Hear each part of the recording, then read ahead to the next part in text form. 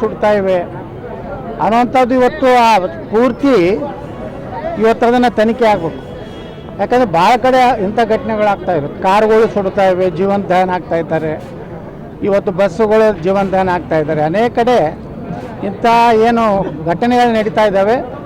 ಇದರ ಮೇಲೆ ಸಾರಿಗೆ ಇಲಾಖೆದವರು ಎಲ್ಲ ವಾಹನಗಳನ್ನು ಪರೀಕ್ಷೆ ಮಾಡಿ ಅಲ್ಲಿ ಏನು ಮ್ಯಾನುಫ್ಯಾಕ್ಚರ್ ಡಿಫೆಕ್ಟ್ ಇದೆ, ಏನು ಯಾವ ತಂತ್ರಜ್ಞಾನದಿಂದ ವಿಫಲ ಆಗಿ ಬೆಂಕಿ ಹತ್ತುವಂಥ ಕಾರಣಗಳೇನಿವೆ ಅದನ್ನು ತನಿಖೆ ಮಾಡಿ ಅದನ್ನು ಸೂಕ್ತವಾಗಿ ಮುಂಜಾಗ್ರತಾ ಕ್ರಮ ಏನಂತ ತೆಗೆದುಕೊಳ್ಬೇಕು ಮತ್ತು ಯಾವ ಇನ್ನೂ ಡೇಂಜರ್ ಇದರಲ್ಲಿದೆ ಅಂಥ ಬಸ್ಸುಗಳ ಒಂದು ಲೈಸೆನ್ಸನ್ನು ರದ್ದು ಮಾಡಬೇಕು. ಇಲ್ಲಾಂದರೆ ಅಮಾಯಕ ಜನ ಇವತ್ತು ಜೀವಂತ ದಹನ ಆಗುವುದು ಭಾಳ ಅತ್ಯಂತ ನೋವಿನ ಸಂಗತಿ.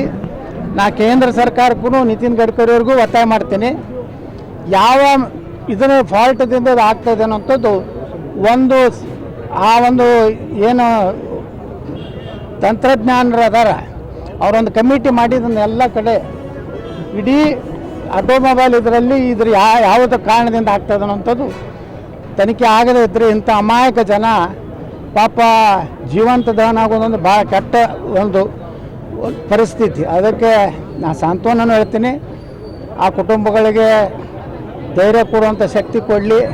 ಆದರೆ ಮುಂದಿನ ದಿವಸಗಳಲ್ಲಿ ಇದು ಪೂರ್ತಿ ನಿಲ್ಲಬೇಕನ್ನುವಂಥ ಒತ್ತಾಯವನ್ನು ಕೇಂದ್ರ ಸರ್ಕಾರ ಮತ್ತು ರಾಜ್ಯ ಸರ್ಕಾರ ಮಾಡ್ತಾನೆ.